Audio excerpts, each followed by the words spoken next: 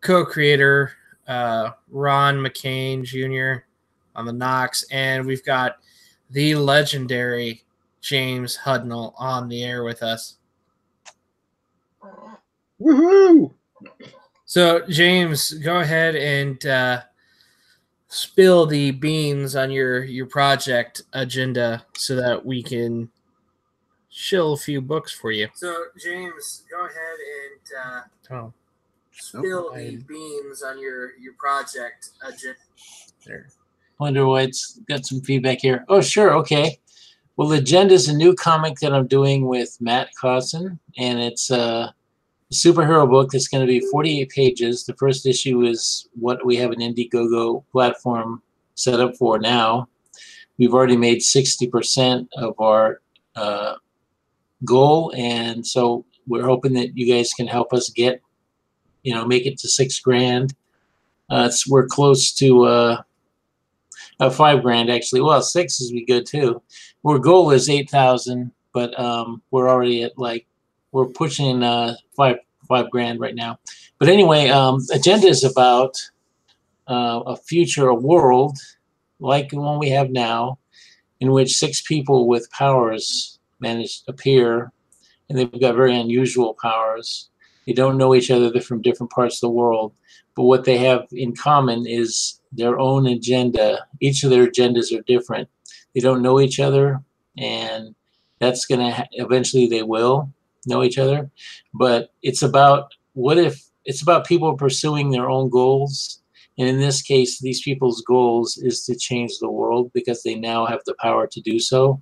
Part of the mystery of the story is how did they get these abilities? And part of it is to find out more about them because it'll be slowly unveiled.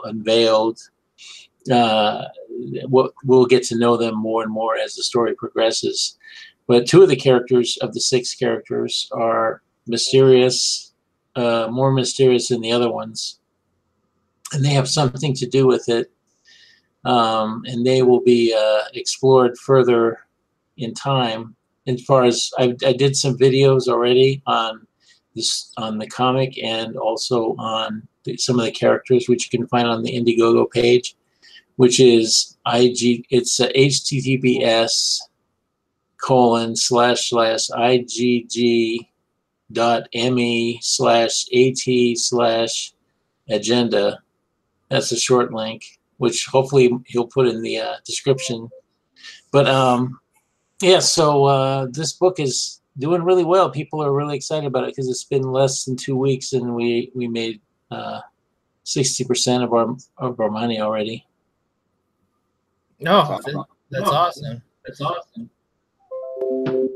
And it's and Matt Kostas is doing really tremendous art. If you're not familiar with his work, you should at least check it out because it's very nice. And his brother's doing the colors, Mikey Kostas, and Mikey is doing a fantastic job. I'm not just hyping it; I really believe that he's really good. I mean, I was really pleasantly surprised.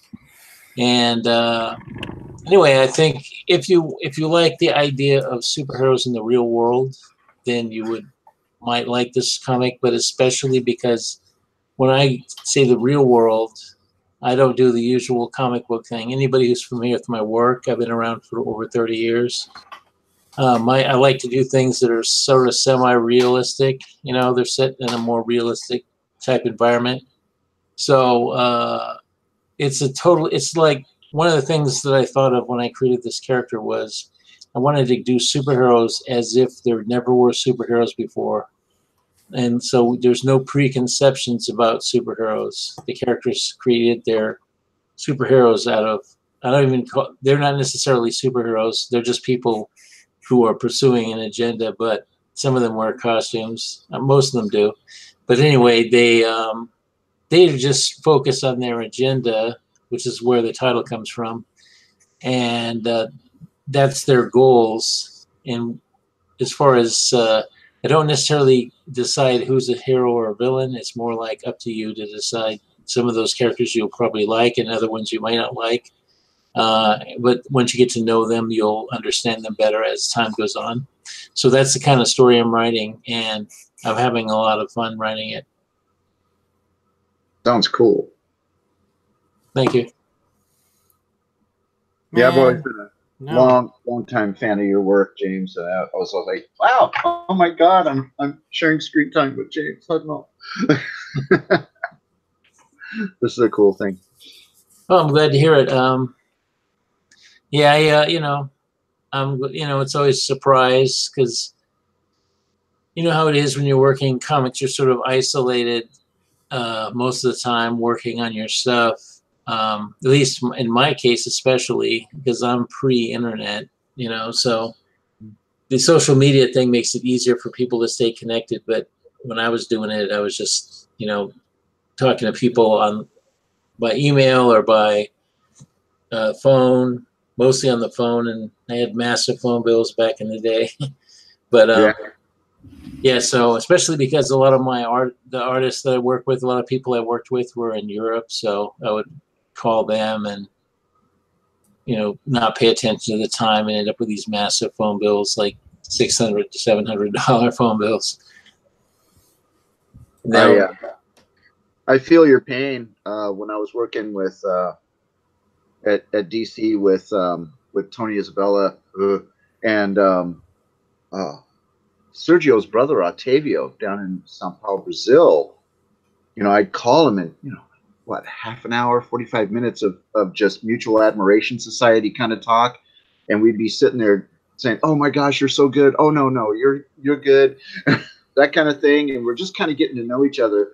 I ended up racking up like a $400 phone bill with just a handful of phone calls with Octavio, and I was like, oh man, I wish there was another way. Internet wouldn't come on, wouldn't be a reality for us for quite some time.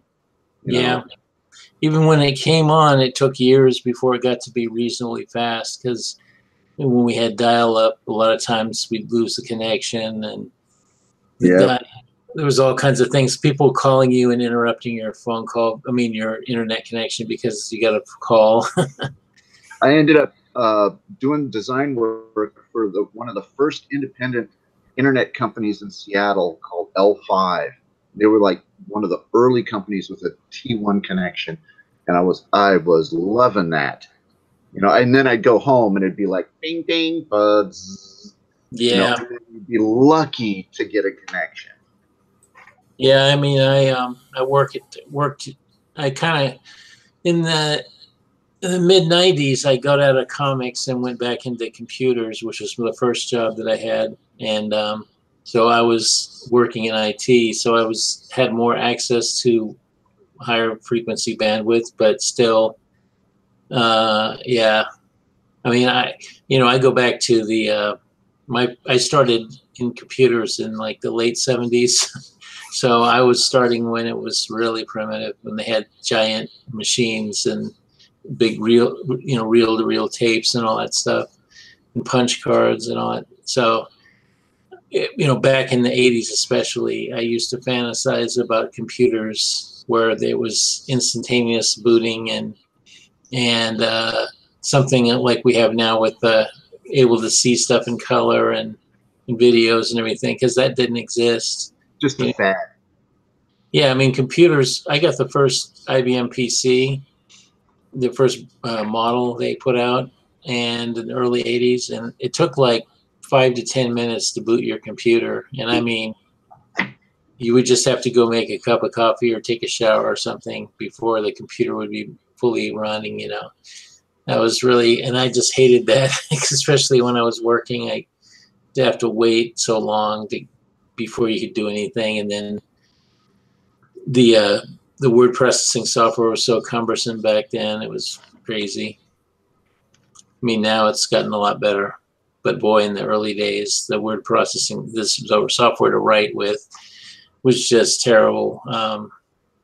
So we're still not where I imagined we'd be. I was hoping it'd be a little faster than it is now. If you have like really good funds, you can buy like a real fast computer. But I mean, my computer's fine. It's just, I kind of imagine like being able to go right to a page and it comes right up, which it almost does, but it's still not there. Yeah. Yeah. It looks like we've got Christoph. Is that correct? And then Christopher as well. Yep. Either or. Yeah. Yeah. Hey, how's it going? Yeah, I just came on. I was up late working, and I thought that I would pop on just because I saw the thing there. But you know what? It's like almost 1 o'clock, and I'm falling apart. So so I'm actually just gonna come on, say hello, and wish you guys luck, and be on my way actually because I'm pretty beat. So have a good night. All right. Thanks for stopping by. All right, take care, you guys. See ya. Bye. Hello. And then, yes, how are you, man? Good, Yeah. good. I hope you are all doing good as well. Here is almost 8 in the morning right now. Where are you coming in from? Right now I am in Estonia. Oh my! Well, welcome aboard. Thank you. And you had a new book coming out soon too. I remember you talked about that it would have been last night for you, this morning for me. Yeah. I'm working with an indie publisher about a creator-owned series, and the first issue comes out on November 14th. Very soon. Excellent. Thank you for sharing that. What's it called? Give us the rundown. What's it about?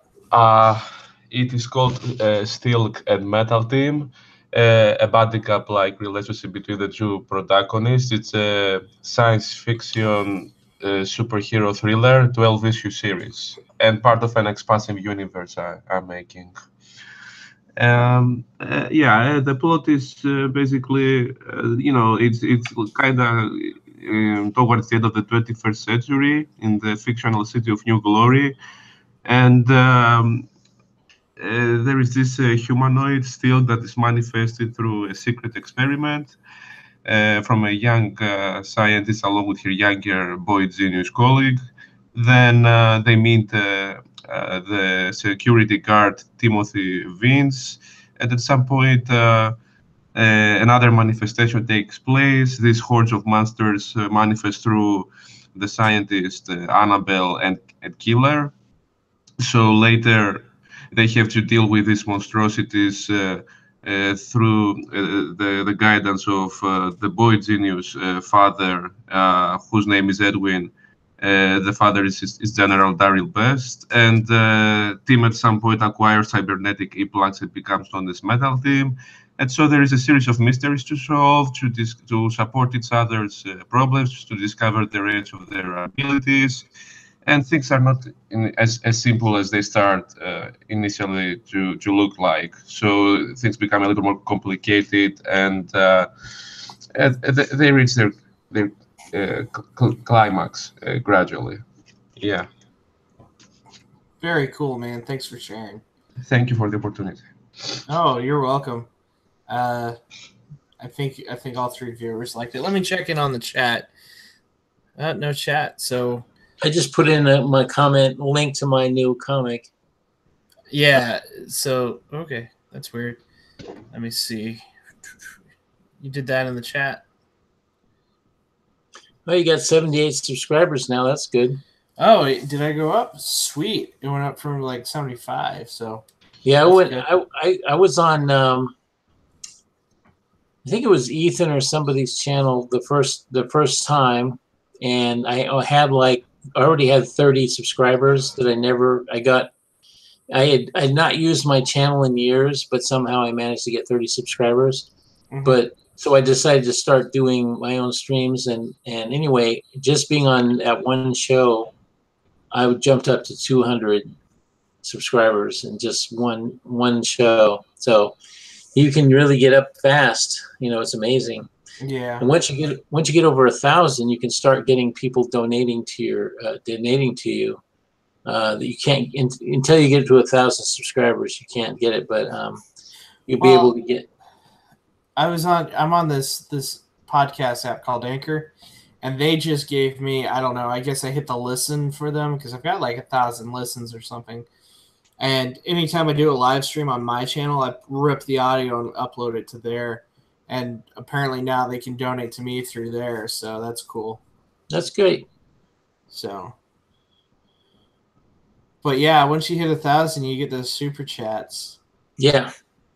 Yeah. And I've seen some people, I like to watch a lot of reaction videos. There are people that are like, millennials, and their exposure to classic rock for the first time, they do videos of them listening to like, you know, Pink Floyd or Queen or something for the first time, and the reaction videos. I like watching those just because that's the music I grew up with.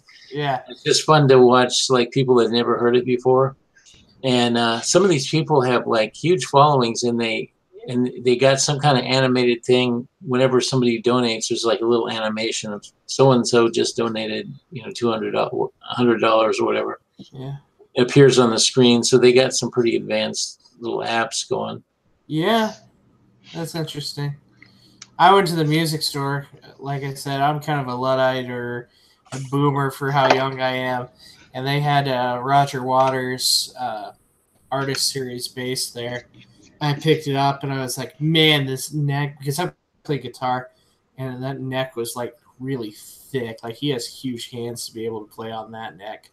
Like I never realized, like because like the bass my dad owns has a skinny neck on it, like my guitar, and so it was weird.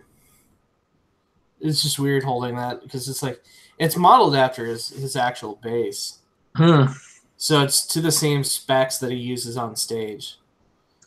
Which I saw him twice. Oh, that's cool.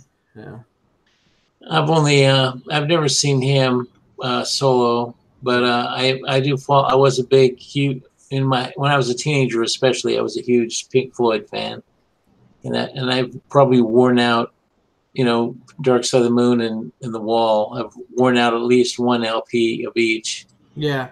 Because I just love those albums, and I used to play them incessantly until I got sick of them. Yeah. And now I'm sort of rediscovering, because I went years without listening to them, and now I get a chance.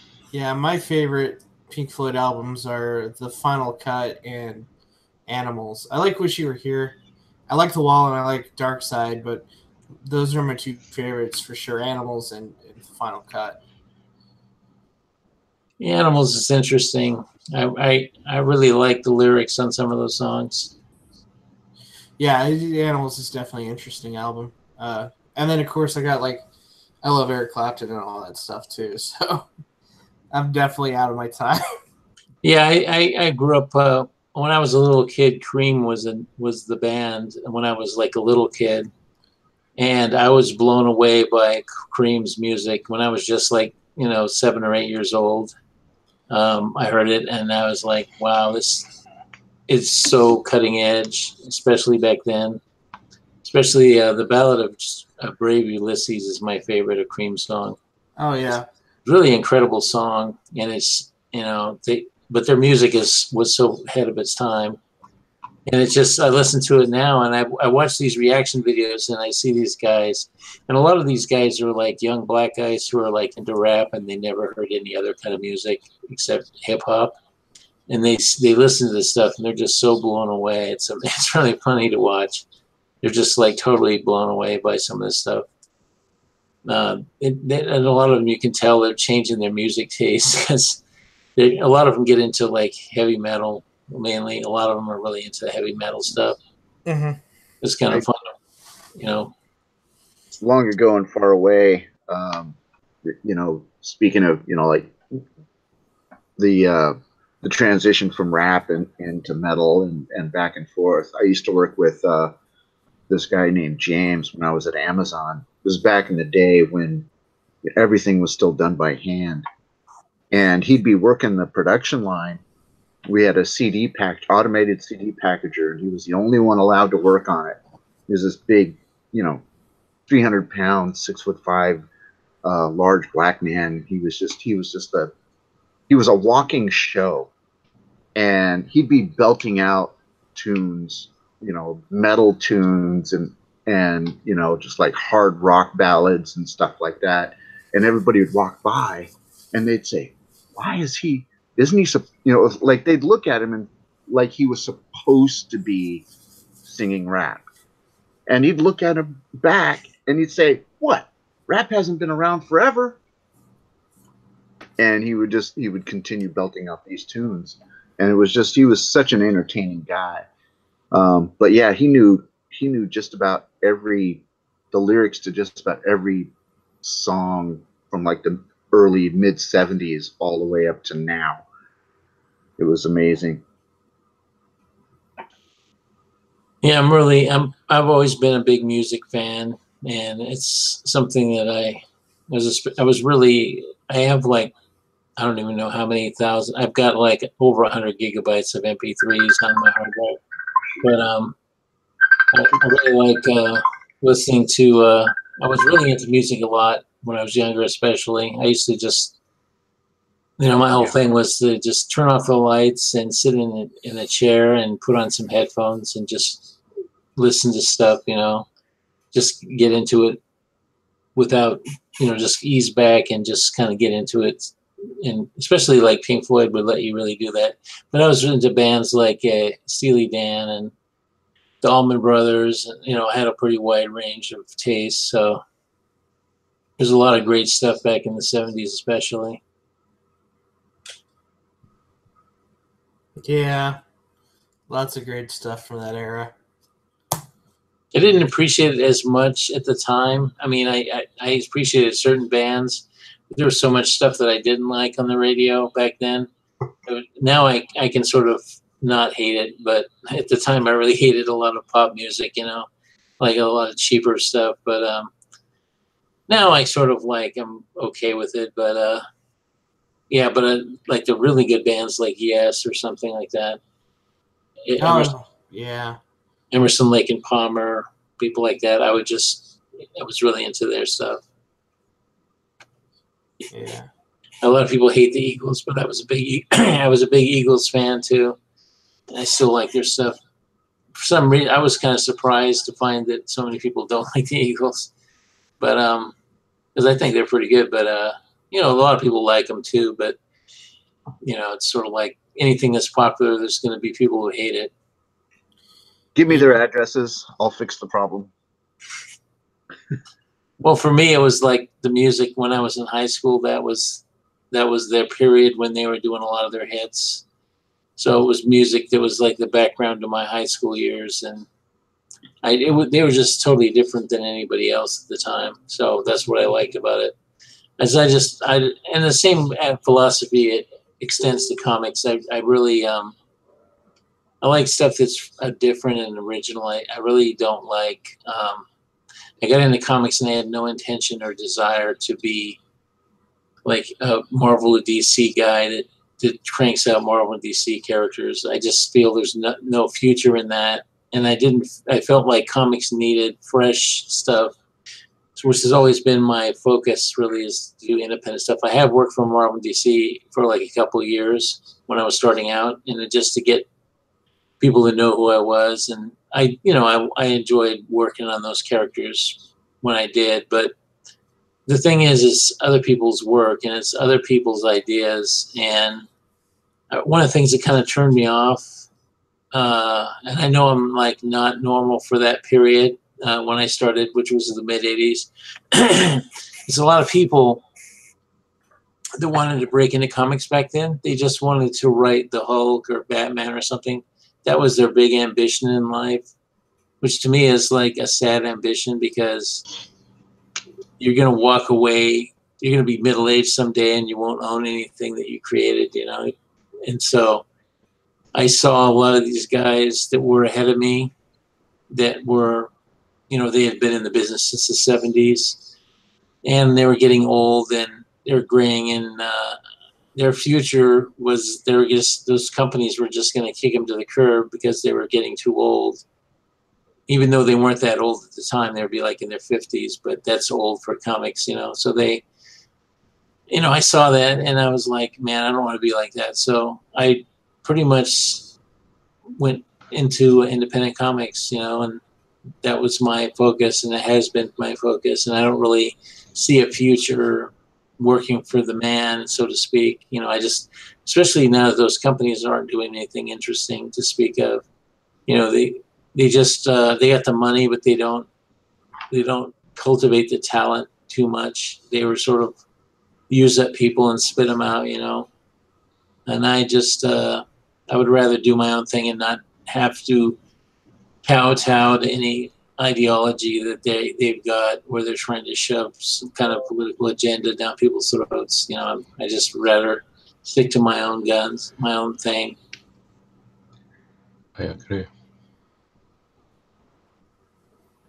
One of the things that I really enjoyed is right about just before I broke in, which was in 1990. There was this huge explosion of smaller independent, you know, publishers. You know, you had First and gosh, you know, right now all the names escape me. Help me out, guys. Well, there was yeah, Dow Comics. Now, yeah. Now, and a Valiant, and yep, and our press. Broadway, and which were the same thing. It was just Jim Shooter jumped to Defiant. one company to another. Yeah, Defiant. Yeah, the Defiant came on a couple of years later, but yeah, right about in there. And Broadway Comics. That was, I worked for Broadway Comics briefly. But Image. Yeah, Image, of course. Yeah, and Malibu and Malibu. Clips Comics. Innovation. Yeah. Yeah. And what was that? There was that one that was like Techno Comics. Techno Comics, right? Right. I still have one of their sunglasses. They were giving out sunglasses at Comic-Con back in the 90s, and they were just giving away these free sunglasses, and I still have it. and I showed it to somebody who used to work for them, and they said, wow, that might be the only pair left in the country. I still have like you know, jacket pins and stuff like that from all these different companies. You know, it's like Dark Horse had only been around for about 5 years at that point. I remember going to like the first Dark Horse Con, which was, I think, I want to say it was like in 86, 86 or 88. It was like they had this Dark Horse Con in Portland, and you know, all the original founders were there, and that was really exciting. But then I started to notice that, hey, Dark Horse is not the only alternative. There's like an alternative to Marvel and DC popping up like almost on a weekly basis, that they're just not getting, you know, they're getting traction with a certain crowd, and a lot of really famous people who would not only have been famous, but you know, had a fan base, would go over to some of these other companies and carry their fans over there with them. And yeah, I thought it was great that these guys were offering extra venues for all of these stories that didn't involve you know, Spider-Man or Hulk or Captain America or Superman or Batman. We seem to be in a need for something like that now. We are. You know, it just, I don't think, with the numbers from the big two being what they are, I can't see anybody sinking a fortune into this industry to just match the pathetic numbers that Marvel and DC are putting out. No, it's somebody, you know, I used to work in the wine business. When I was back in the 80s, I had a bunch of wineries as clients. And one of the things that I learned is that in the winery business, and it's still true, that most people who are into the wine business, it's a hobby, that they're in it for the love of the business, of the wine. It's not, you know, you think a lot of wineries are people with a lot of money, and a lot of them do spend a lot of money on their wineries, but it's really like a hobby for them. And a lot of people, they're in it for the love. And it's the same thing with comics. You know, we do it because we want to do it. It's not because we think we're going to get rich or anything. Right, right. Yeah, the only thing keeping us afloat right now are the fans that are buying the books and now trying to speak with their wallets and supporting us indie guys again. Right. This is like another Image revolution, except for instead of all of us banding together under one label, we're going independent, like truly independent. I'm just watching The Quartering. I don't know if you've seen that guy's videos, but he's a YouTuber. Jeremy. Yeah. Yeah, he did a thing about, it was like a couple weeks ago, and he was talking about how Ethan Van Sciver was and his family were physically attacked and all this other stuff.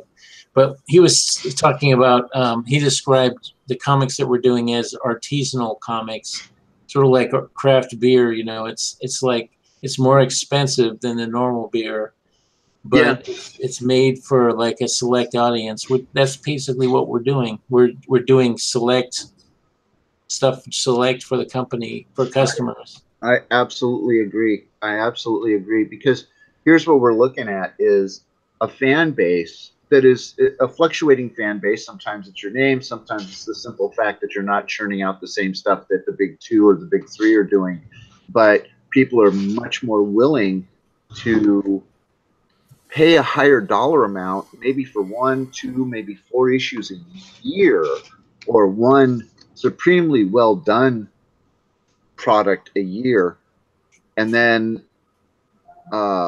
support that with money by sharing your campaign, getting their friends to jump on board, things like that, where it would be so much easier for them to just walk into a shop and spend $5 and get a piece of garbage, or even a moderately good book. I mean, they're not all trash, but it's hit or miss.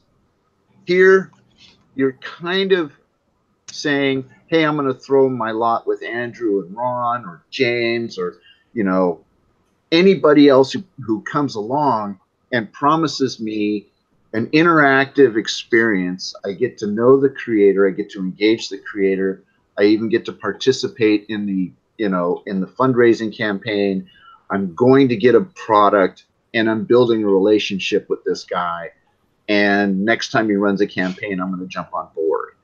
And they're willing to pay $15, $20 a pop for that. So that's true support to me.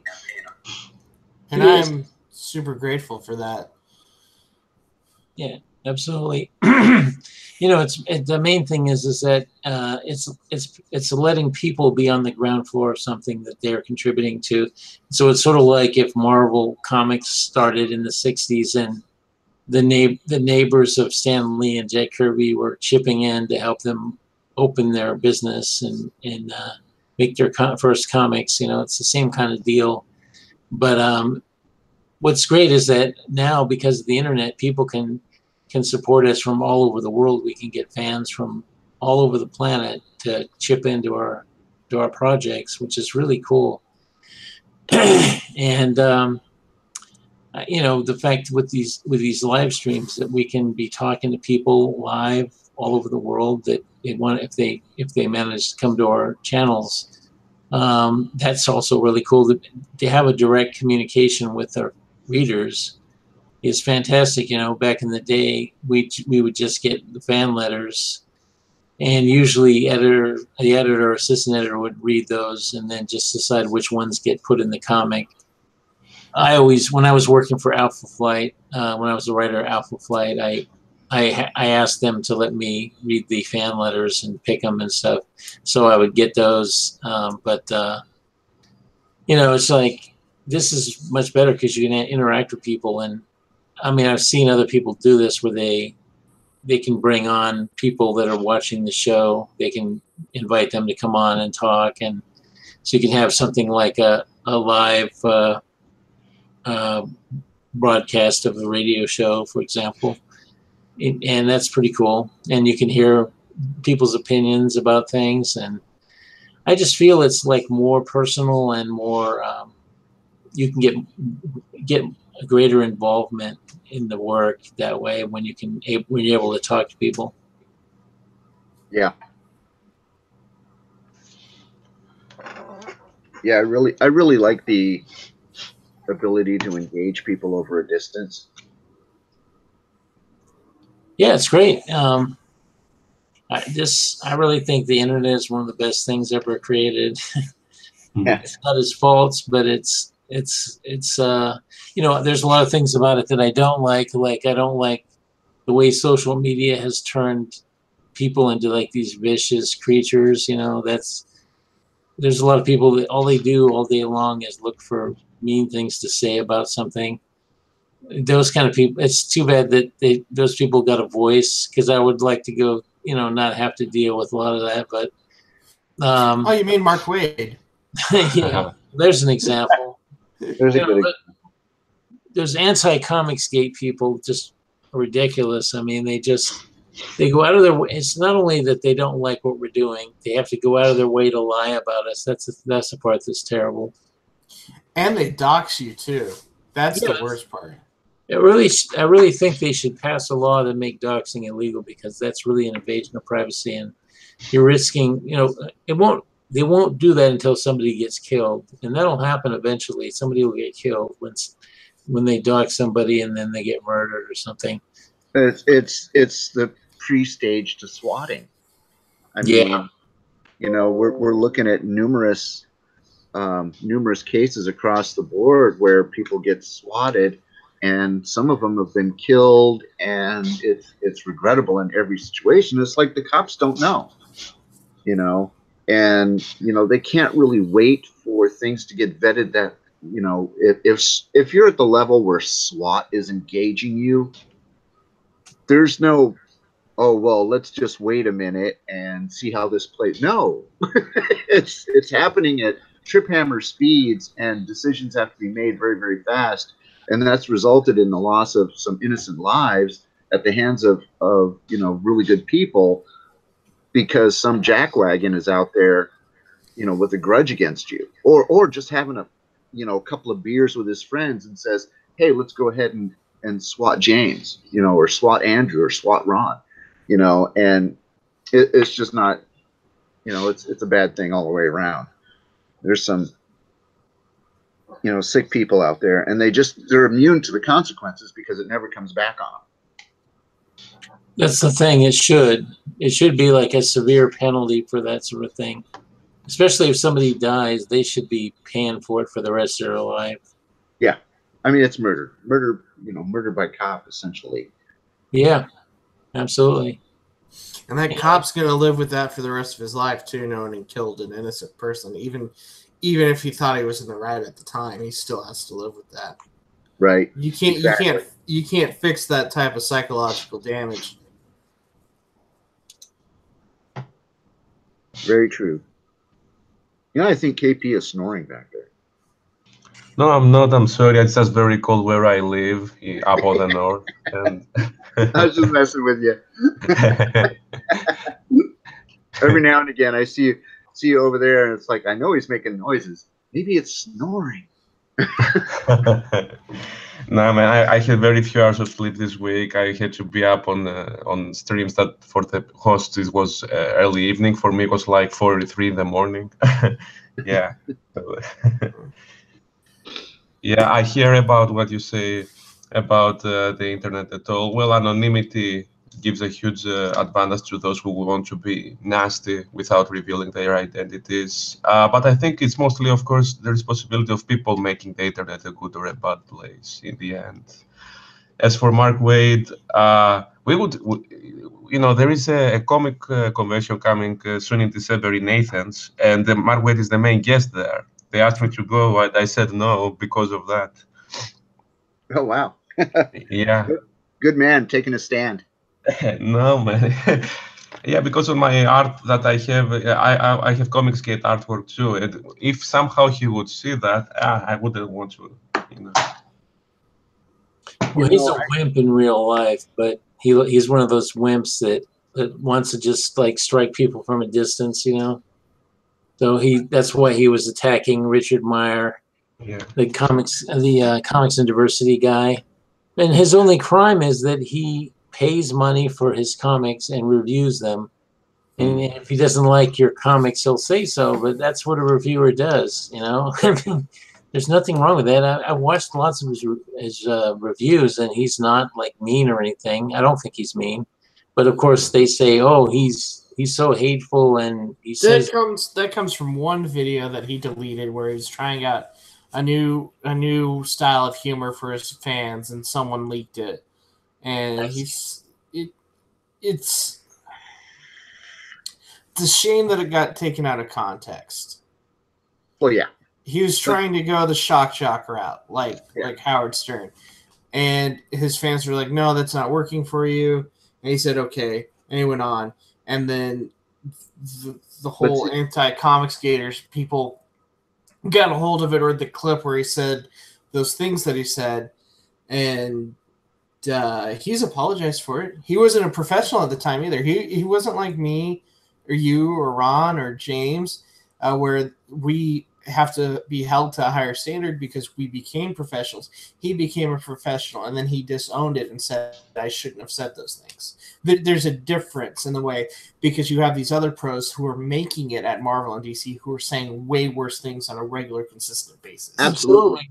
Absolutely. Yeah. But, here's the thing. This happens all the time, especially, in these kinds of arguments where you don't have a leg to stand on, is they have to straw man you and misrepresent your position in order to have a leg to stand on. Otherwise, they don't have an argument.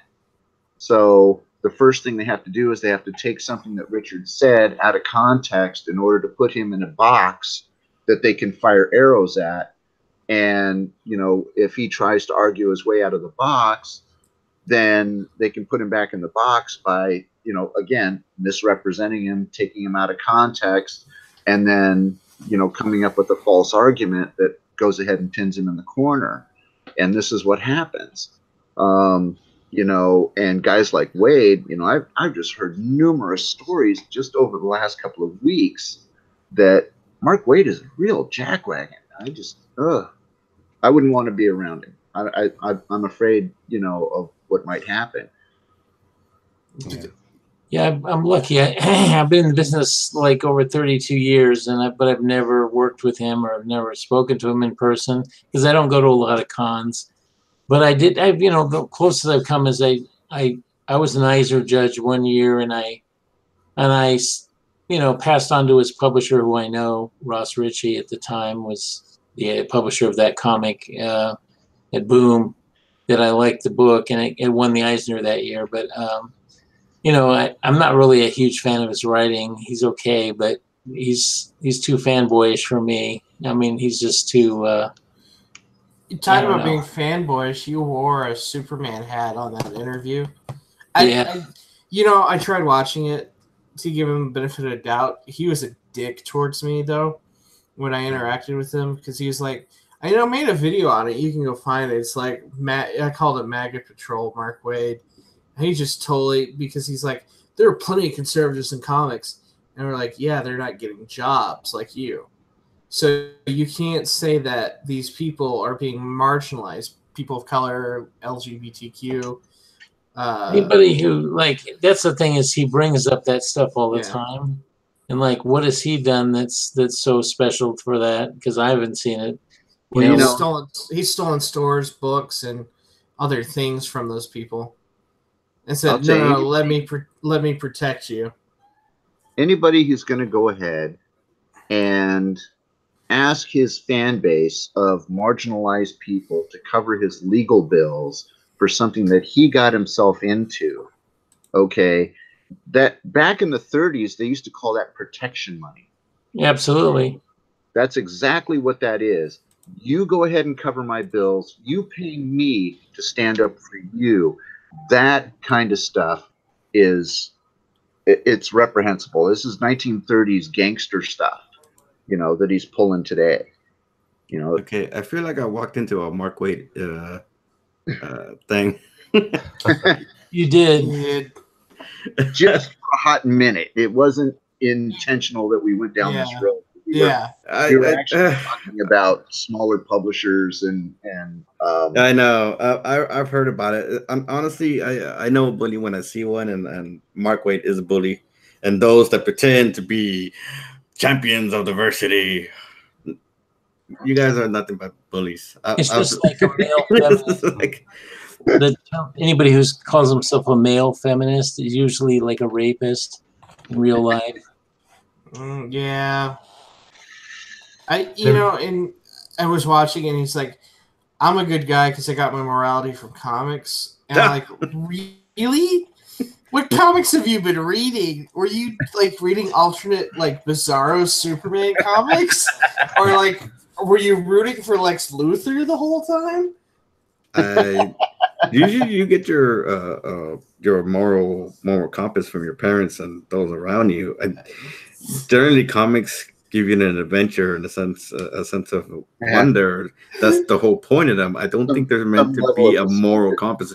If that's the case, then we would all be in big trouble because we would all be thinking that might makes right, and we would all be taking action in one way or the other.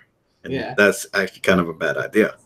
Like I was saying, like if I took my morals from Speed Racer, I'd be punching every driver who cuts me off, you know. So, but smaller publishers, James and Ron, you guys worked for a lot of those, huh? I guess. Yeah, I like Harris Comics and Malibu they were kind of big when I was there, but. What did you do at Malibu? Because I was talking to Roland Mann last night about that. Yeah, well, I was one of the founders of the Ultraverse, so I was one of the people that created the Ultraverse. Okay. Prime! Yeah, Ultra Force. It's prime time! Yeah, I did Hardcase and The Solution. Those were my 2 books. And we had, Prime was one of those books. That was one of their top books, and that was written by Gerard Jones and Len Strzelecki. And then, Steve Gerber had Sludge, and there was Mike Barr had Mantra, and there was like a bunch of other ones. And James Robinson did Firearm, and Rick Hoberg, I think, had The Strangers, right? Yeah, The Strangers. Steve Englehart wrote that, and Rick was the artist. Yeah. Hey, James. Yeah. Rick lives about half an hour away from me. Oh, okay. I used to be friends with him, but he's gotten really ornery on Facebook, Yeah, he has. Yes, he has. It has caused a bone of contention between me and Rick, and we do shows and we bump into each other, but we keep civil tongues. We've known each other for too long. He used to be a real friendly guy. I mean, I got along great with him in the past. I just couldn't believe, like recently, he just almost bit my head off on Facebook, and for nothing really. Oh, he's done that to me too, but it's all been within the last 2.5 years. He's got TDS. That's all I can say. Yeah, he's got that bad. A lot of guys. Bob Schreck has it too. Yeah, Bob. I known Bob for a million years also. Yeah, I want to say I've known him for about 25 years or so, and we've always had a really good relationship. And Bob. I mean, as a matter of fact, I think it was like last year down in Portland. I approached him. We kind of sidebarred off to the side, and we're having a nice little conversation, and picking up things, as we often do, like once every 6 months we run into each other, and shortly after that, we had elections, we had. He's on one side of the fence, I'm on the other side of the fence. And I said, I'm going to respectfully disagree, but suggest that we end the conversation because I have too much respect for you to lose you as a friend. And he was cool with that. And then he unfriended me. Little bastard. Okay. Yeah, it's sad. Kind of seems like an oxymoron, but okay. Well, I just find it really sad that a lot of people that I've known for so long, that a lot of them seem to have gone crazy in their old age or something, and it's like just kind of disturbing to watch. Yeah. Oh, I'm 37, so I'm getting there. I have no idea if I'm the youngest or the oldest here. I'm 27. Okay, then I'm not the youngest. That's for sure. I'm probably the oldest here because I'm 62. Okay. Okay, then I'm somewhere in the middle. I'm good. You're 62, James? I will be in April. Oh. Wow. Okay. Yeah, because I when you were talking about music and stuff like that, I'm like, okay, well, wait a second. If he grew up listening to Cream, he'd have to be about 10 years older than me.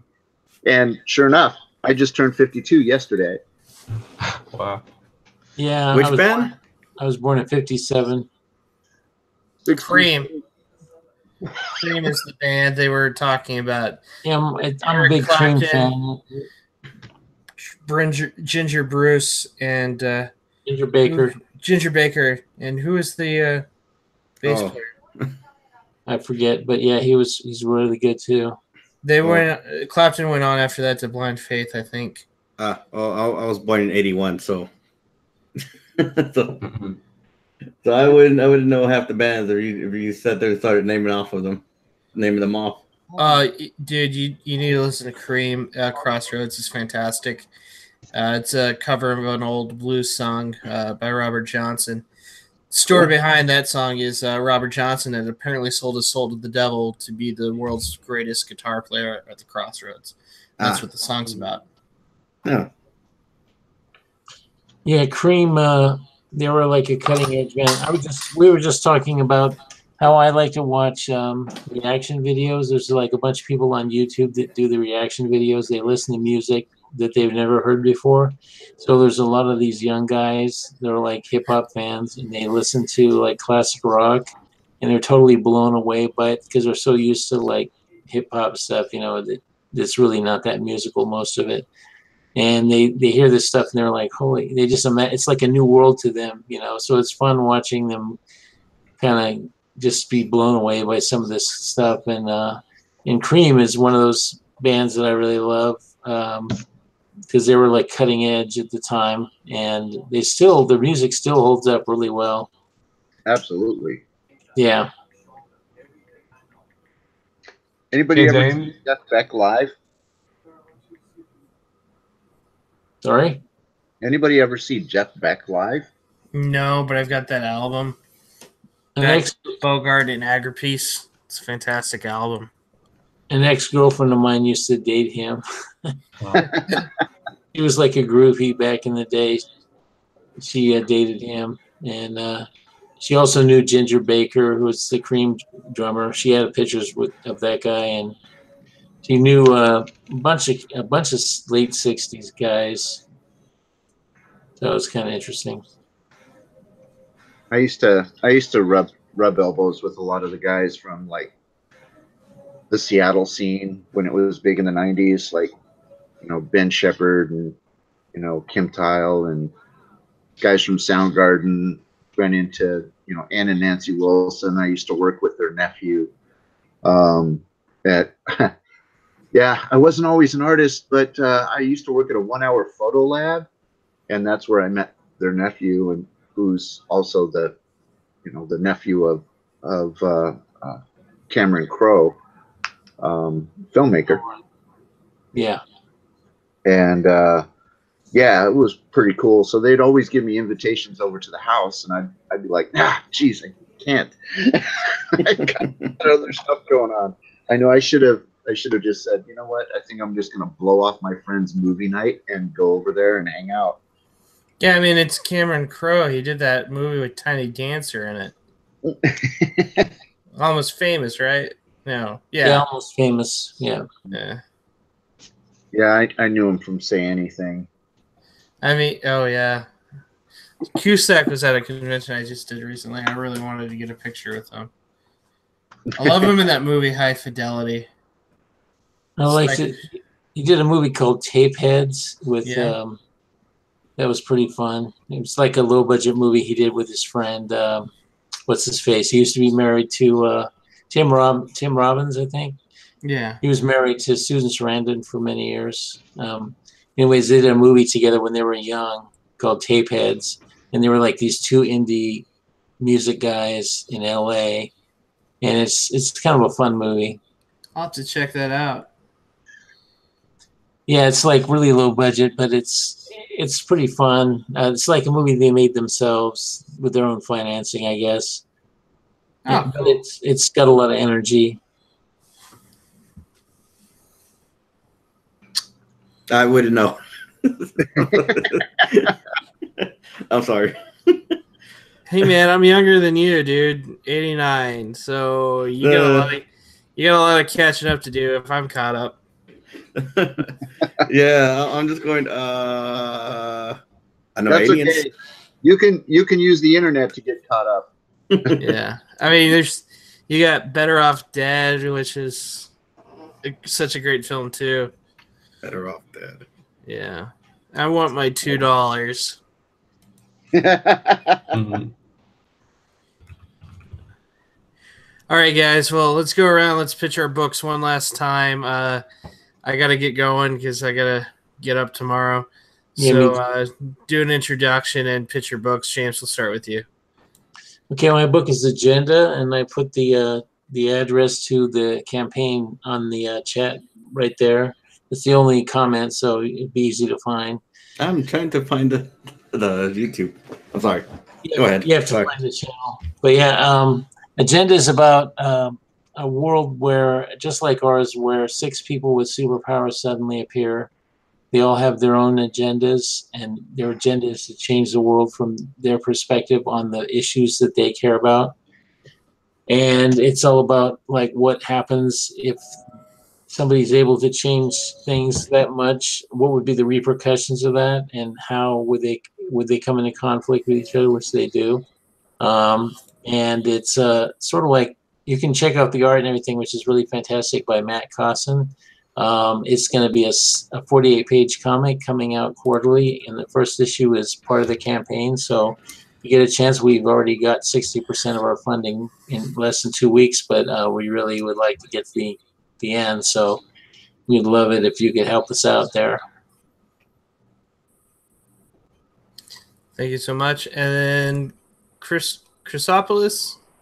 Chris?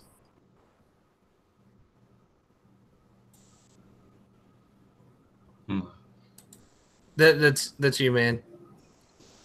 Me? Yeah. Oh, sorry, my name sounds different completely right now. Okay, I have this series coming up, Still Got Metal Team, science fiction superhero thriller, 12 issues from Rising Sun Comics. And the first book comes out on November 14th. I'll set right now a link on the chat if it's okay. Send it to me in a private message, and I'll add it here Okay. here on the down below, and they can find it in the comment in the description. All right. And then Shattered World Comics. I forget your name. I know we did like 2 streams together, man. Yeah. You talk to me right now? The other guy that's in here The too. other guy. It's not Ron or Okay. James or me. Okay. Yeah, maybe he's not here now. He is. Thing is on. There, I can hear you now. Okay. Hello? Yeah. All right, go ahead, pitch your book, man. Oh, me? Okay. Yeah. My name is Danny Vega. The book is called Shattered Crown. Unfortunately, I'm stopping the go-go to this month, and I'll be restarting it in February. Okay. So I'm gonna rewrap many of the pages and do that other work. And in the meantime, I will actually be posting my my website for not to be shameless plug, but for commission work and what have you. And so it will be back up in February. So the idea is to well, let me talk about the comic. I'm sorry. Yeah. Pitch the book. The book is a high fantasy comic. It's basically I guess kind of like Magnificent Seven and Berserk kind of together. The idea is a warrior who she's going she's trying to figure out the mystery behind why her kingdom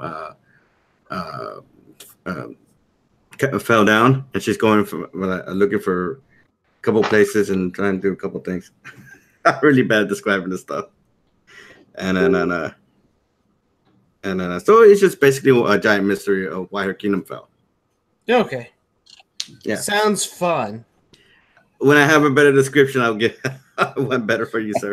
No, I mean, it sounds fun. I want to do it. I want to see it. I want to read it. Okay, thank you so much for that. Ron and I both have the Knox going on. It's about a bunch of Vietnam veterans who break into Fort Knox. Ron and I are giving away a free sketch for every $250 that we raise. The link is in the description down below for not just the Knox, but all these other fine books or websites that you can find. Guys, if you want to go ahead and send me those links, James, I actually have yours, so you don't have to worry about sending it. I'm sending to you on Twitter right now, a private message. All right, thank you so much. And Ron, do you have anything you want to say about the Knox? Yes. Aside from being about 4 Vietnam veterans, it's also about a young high school kid who gets bitten by a spider and gets amazing powers. Oh wait, no, that's not it. I also put that one, the Indiegogo before I knock it down. The link on there. All right, cool. Thank you so much, man. Okay. Very nice talking to you guys. Get behind the Knox, guys, and get behind James's book too, the agenda. Yes, please do. All right. So thank you so much, guys. We'll see you soon. Bye-bye. Okay, All right.